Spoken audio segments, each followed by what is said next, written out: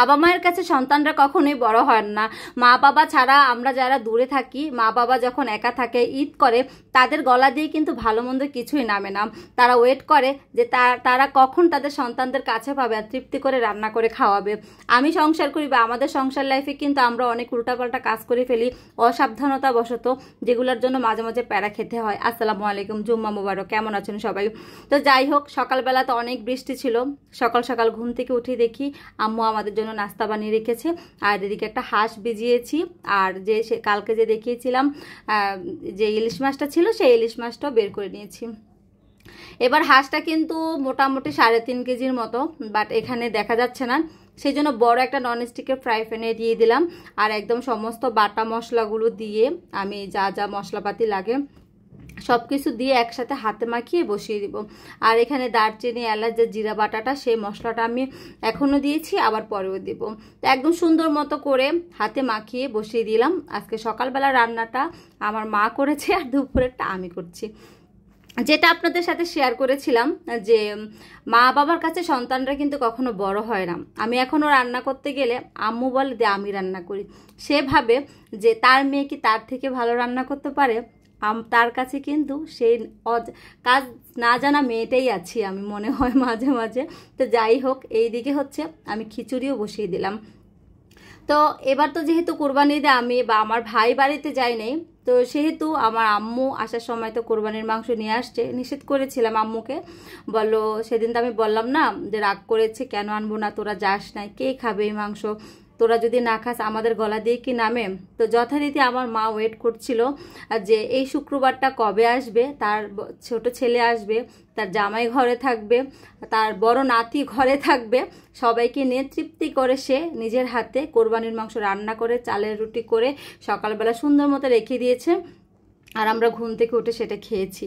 আর এদিকে হচ্ছে হাঁসটাও আম্মু বললো যে তুই আজকেই রান্না করে ফেল, যেন সকাল দুপুর মানে রাতে সবাই মিলে একদম তৃপ্তি করে খেতে পারে, যেহেতু সবাই বাসায়।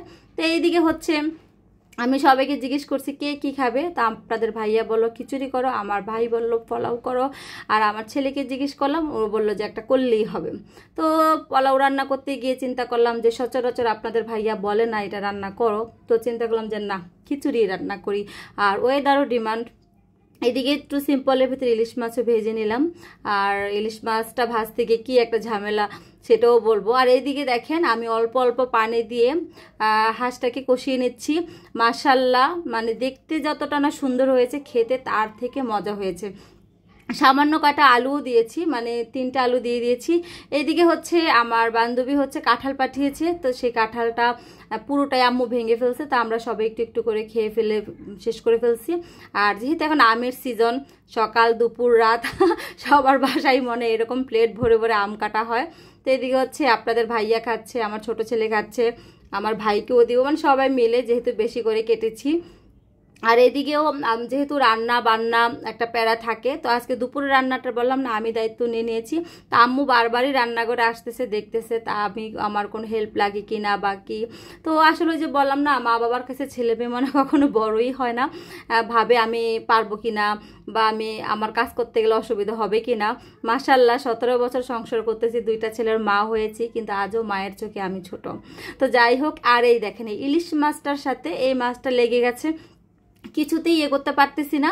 লাস্টে মাছের কোনাটা ভেঙেই গেল, মানে সাবধানতার সাথেই করতে গিয়েছিলাম, বাট হলো না, কেন হলো জানি না। যাই হোক, আমি এখন একটু ঝোল দিয়েছি, ঝোল বেশি দিই নাই, কিন্তু এখানে তেলের পরিমাণটা হাঁসটা থেকে এত পরিমাণে তেল বের হয়েছে, সেজন্য বেশি বেশি লাগতেছে।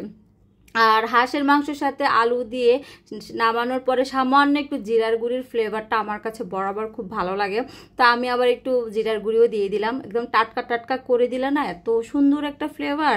তো এই তো দেখেন কি সুন্দর। এখনই আমি ডালটা বন্ধ করে দিব যেন জিরার ফ্লেভারটা হাঁসটার ভিতরে থাকে। আলহামদুলিল্লাহ, শুক্রবারটা দিন, মা আছে, ভাই আছে, বর্ষাও ছিল, আলহামদুলিল্লাহ দিনটি খুব ভালোই কেটেছে। এইদিকে আপা হচ্ছে তরকারি টরকারি কেটে নিয়েছে, আর ও আরেকজন আছে, সে তার কাজ করতেছে, আমার রান্নাও শেষ, আর আম্মু হচ্ছে ঘুমাচ্ছে।